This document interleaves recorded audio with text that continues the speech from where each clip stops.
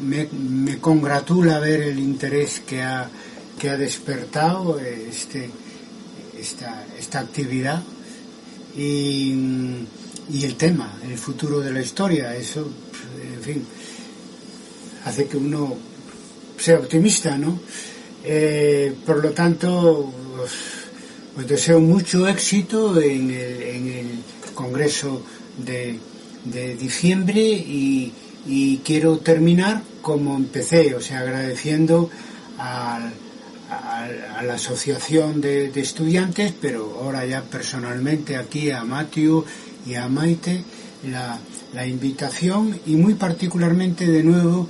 a Cesario Benavente, que tengo la satisfacción de haber comprobado que hasta qué punto coincidimos, ¿no?, en el tipo de historia que hacemos y que queremos hacer. Yo empecé con la historia de las mentalidades de Anales, con ese enfoque fue mi tesis doctoral hace ya más de 30 años, ¿no? Y sé muy bien que esos avances de mis amigos, de los terceros anales,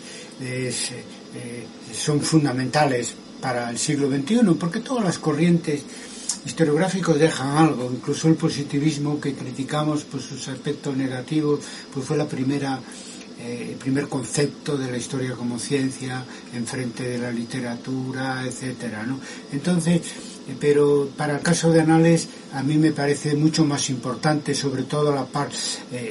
fase de la historia de las mentalidades que nadie había dado en la historiografía y que ahora sigue siendo fundamental para poder hacer una historia global. Lo único que añadiría es que como un factor distintivo de la historiografía del siglo XXI respecto al siglo XX, es que todos esos avances del siglo XX hay que aplicarlos de una manera superpuesta, es decir, mezclando los enfoques, lo que llamamos historia mixta como historia global, porque hay que usar diversas fuentes, diversos enfoques, trabajar con diferentes especialidades superpuestas para conseguir ese objetivo final en el cual ha fracasado la historiografía del siglo XX, pero que para nosotros sigue siendo un objetivo principal, es hacer una historia global, donde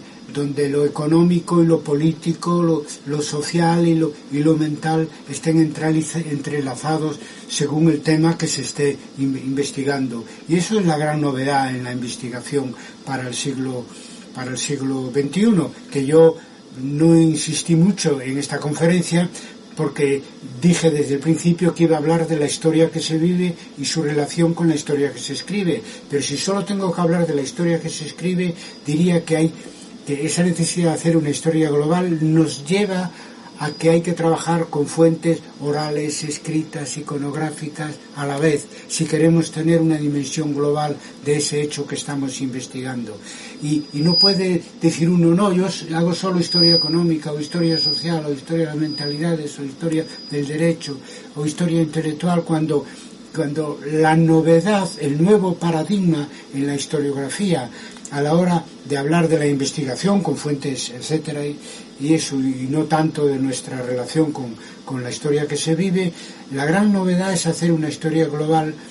haciendo converger diferentes enfoques, diferentes fuentes, etcétera. Eso es el gran reto, y es un camino que está en gran medida inédito, y es una oportunidad para las nuevas generaciones de historiadores,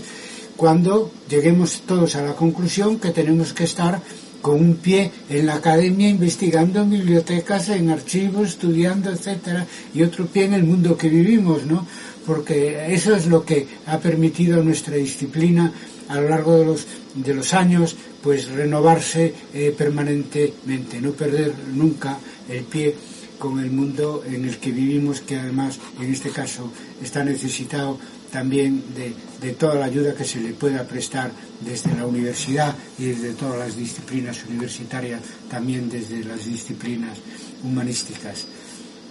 Nada más, muchas gracias a vosotros y, como dicen en México, un gusto y que se repita. Allá, ahí con vosotros o aquí. Nosotros seguimos pendientes de poder hacer el 5º Congreso Internacional de Historia de Debate, que era para el año 21, será imposible ya, y no estoy muy seguro que lo sea posible para el año 22, porque a lo mejor estamos en condiciones de que asistan colegas de otras universidades españolas, europeas, pero no estoy tan convencido que puedan existir, por ejemplo, de América Latina fácilmente el año que viene los profesores a congresos en España o en Europa, dada como está el ritmo de la vacunación en este momento. Y yo os puedo decir que nosotros, si tenemos que hacer un congreso, sería el 5º Internacional de Historia de Debate sin América Latina, pues no lo hacemos, porque todo lo que hemos logrado hasta ahora es en la interacción entre España como parte de Europa y las historiografías de los diferentes países